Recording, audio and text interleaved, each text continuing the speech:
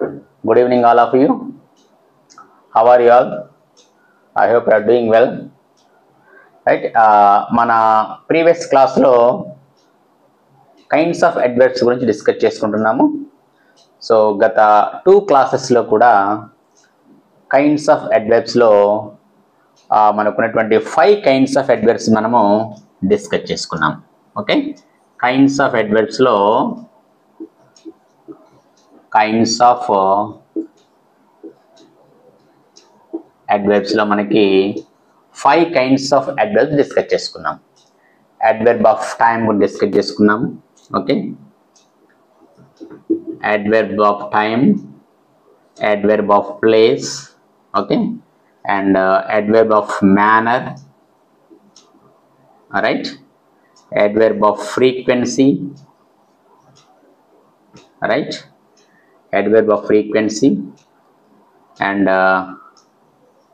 adverb of degree or quantity, right. ఈ 5 kinds మనము previous క్లాస్లో డిస్కస్ చేసుకున్నాం, రైట్. సో ఈరోజు క్లాస్లో అంటే ఈ 5 కైండ్స్ మనకి adverb of టైం అంటే యాక్షన్ యొక్క సమయాన్ని తెలిపేదాన్ని అడ్వర్బ్ ఆఫ్ టైం అంటాము. అడ్వర్బ్ ఆఫ్ ప్లేస్ అంటే యాక్షన్ యొక్క స్థలాన్ని తెలియచేసేదాన్ని అడ్వర్బ్ ఆఫ్ ప్లేస్ అంటాం.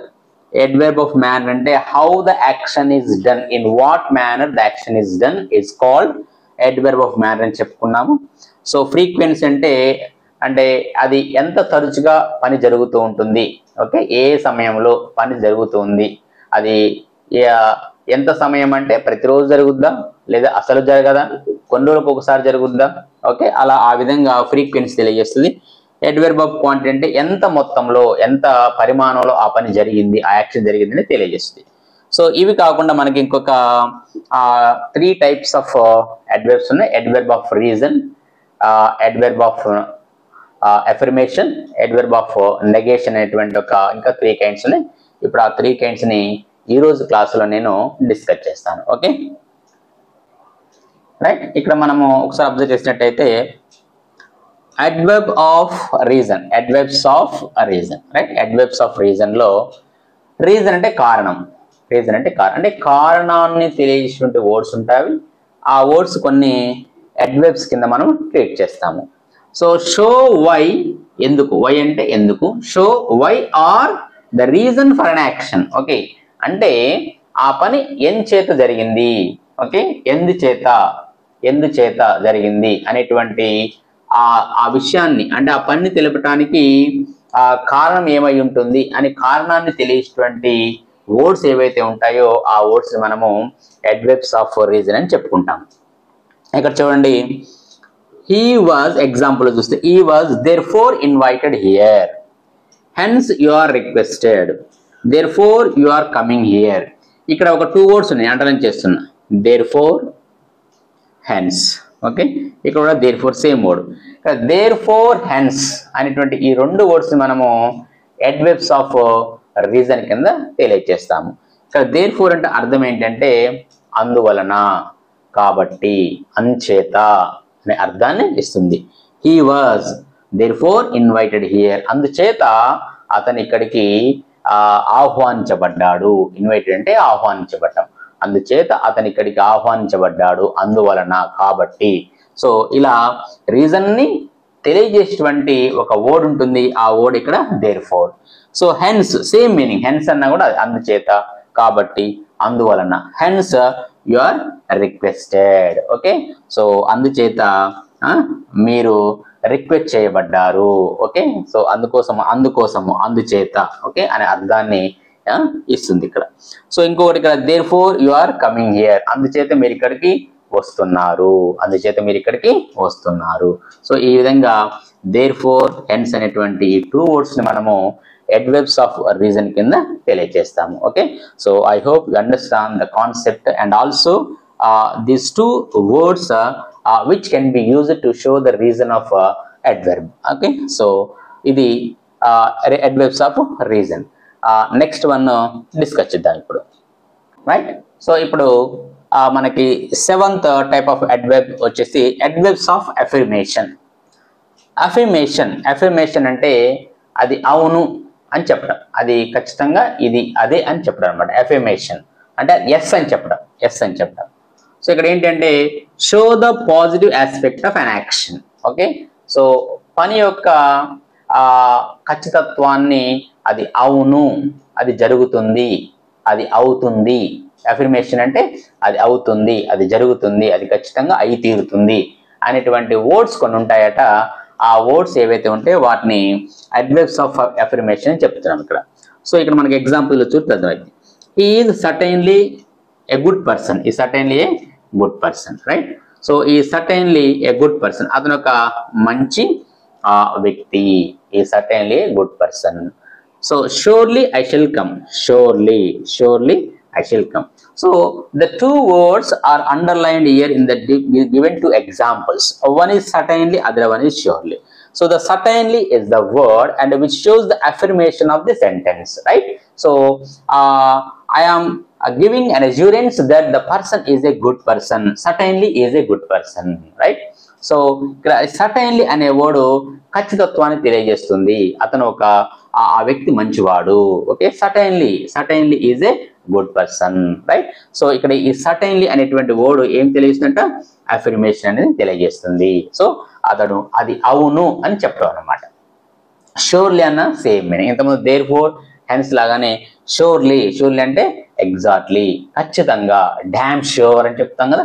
సో ఈ విధంగా ఆ షూర్లీ అనేటువంటి వర్డ్ కూడా ఇది this is also can be use to show the affirmation of A sentence. Okay, surely I shall come here. Surely I shall come, నేను ఖచ్చితంగా ఇక్కడికి వస్తాను, right?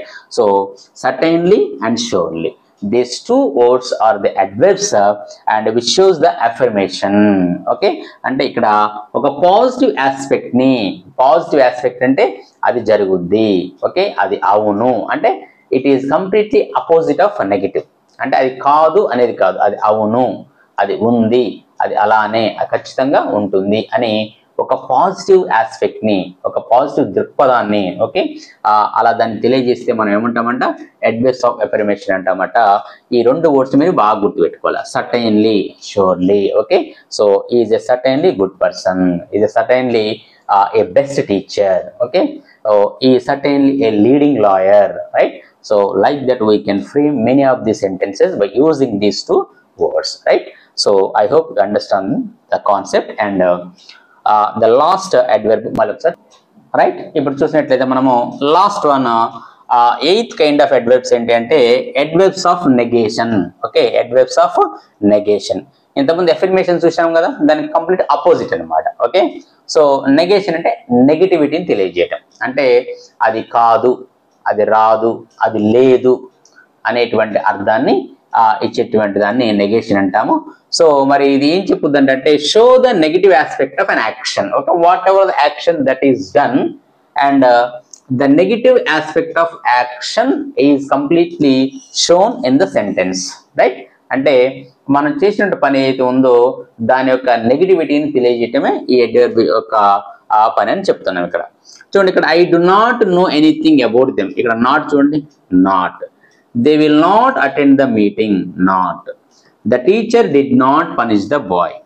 Okay, right? So not, right? చూడండి ఇక్కడ. So ఎన్ఓటి not, ఈ not అనే word మనము adverb of negation కింద తీసుకుంటాం, right?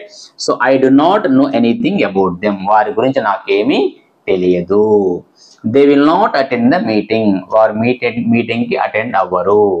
Okay, so the teacher did not punish the boy, teacher ఆ అబ్బాయికి ఎటువంటి పనిష్మెంట్ ఇవ్వలేదు. ఓకే, అతన్ని ఆ అబ్బాయిని పనిష్మెంట్ అంటే అబ్బాయిని శిక్షించలేదు, అబ్బాయిని తిట్టలేదు, కొట్టలేదు, ఏమి చేయలేదు అని అర్థం. సో ఇక్కడ in the given 3 sentences what we observe is the not, the word not is there. It is common among these 3 sentences, right? So it means the definition, what the definition says here, right? Not not is called the negation of a sentence, right? So it is the negation of an action, right? So not not అనేది దేని indicate చేస్తుందంట అంటే adverb of negation ని indicate చేస్తుందట. ఇంతకుముందు గత example లో మనకు సర్టైన్లీ, షూర్లీ అంటే అది ఎస్ అనే అర్థాన్ని ఇచ్చింది, ఇక్కడ నాట్ అనేది ఇక్కడ నో అనే అర్థాన్ని ఇస్తుంది. కాబట్టి ఇప్పుడు ఈ అడ్వర్బ్స్ ఆఫ్ నెగేషన్ లో నాట్ అనే వర్డ్ ని మనం ఏమని చెప్పొచ్చట, అడ్వర్బ్ కింద ట్రీట్ చేయొచ్చట. సో ఏ టైప్ ఆఫ్ అడ్వర్బ్ అంటే అడ్వర్బ్స్ ఆఫ్ నెగేషన్ అనేది మనం తీసుకోవచ్చు కదా. ఓకే, సో ఈ రోజు వరకు మనము చెప్పుకునే అడ్వర్బ్స్ లో మనకి మొత్తము 8 కైండ్ ఆఫ్ అడ్వర్బ్స్ కంప్లీట్ అయినాయి. ఓకే, సో మీరు ఈ 8 కైండ్ ఆఫ్ అడ్వర్బ్స్ మీరు చక్కగా నోట్బుక్ లో రాసుకోండి. సో ఎగ్జాంపుల్స్ ఉన్నటువంటి ఆ అడ్వర్బ్స్ తోటి కొత్త ఎగ్జామ్స్ ని క్రియేట్ చేయడానికి ప్రయత్నం చేయండి. సో అలా చేస్తూ ఉంటే మీకు ఆటోమేటిక్ గా ఈ అడ్వర్బ్స్ అనేవి గుర్తుంటాయి. గత క్లాస్ లో మనకు కైండ్స్ ఆఫ్ ప్రొనౌన్ చెప్పుకున్నాము, కైండ్స్ ఆఫ్ అడ్జెక్టివ్ చెప్పుకున్నాము, కైండ్స్ ఆఫ్ వెర్బ్ ఫార్మ్స్ కూడా చెప్పుకున్నాము, కైండ్స్ ఆఫ్ అడ్వర్బ్ ఫార్మ్స్ కూడా కంప్లీట్ అయినాయి. Okay, so I hope you understand each and every concept of grammar in my video classes. కాబట్టి మీరు చక్కగా వీటిని ప్రిపేర్ అవుతూ ఉండండి. So this all the topics will be useful for you in your future for all the competitive examinations, and not only the competitive examination, for your academics it will be most useful, right? So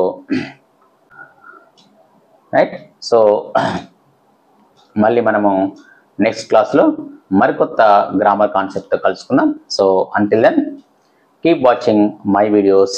okay, stay tuned with me, keep loving yourself. This is KNR sir signing off. Thank you.